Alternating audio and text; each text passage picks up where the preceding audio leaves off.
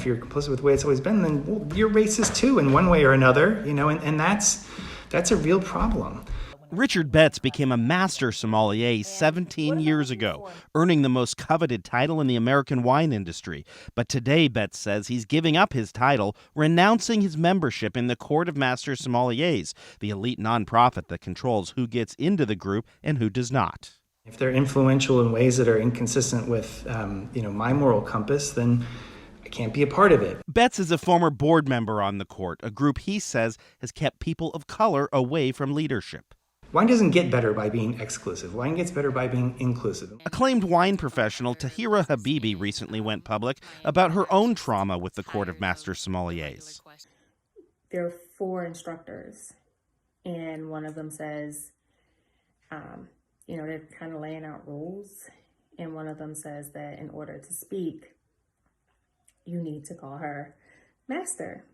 And they stuck with this rule for the 2 days, and it literally crushed me. Even when I went to speak, I'm thinking there's no way they're going to say that to me. And it did. It happened. Nobody in that room thought, hey, maybe this is not okay. And so from that point on, I never dealt with the Court of Master Sommeliers again. In response, the court recently tweeted, "We will cease use of the singular term master in favor of the full term master sommelier," and it announced a new diversity committee, but made no immediate changes to who's running the show. The court doesn't post pictures of its leaders online, so Newsy gathered photos of the court's chair, vice chair, other board members, the chair's emeritus, examination director, and education director. Of the 22 leaders the organization listed here, all but one were white. Just this week, though, they added a 23rd name to the page, another white guy.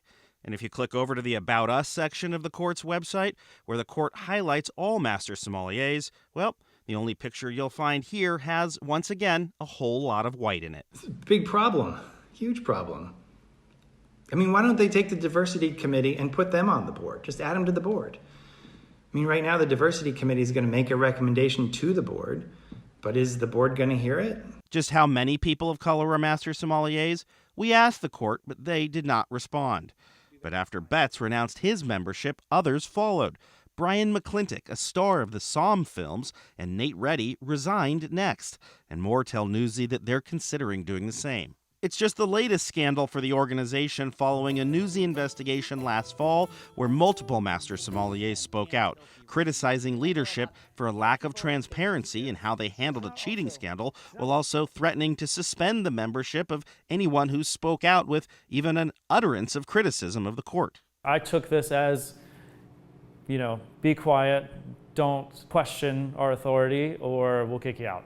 If we're saying that the Court of Masters is the pinnacle or the peak of aspiration for this industry, then you guys will need to challenge each other to make this industry and this institution accessible for everybody.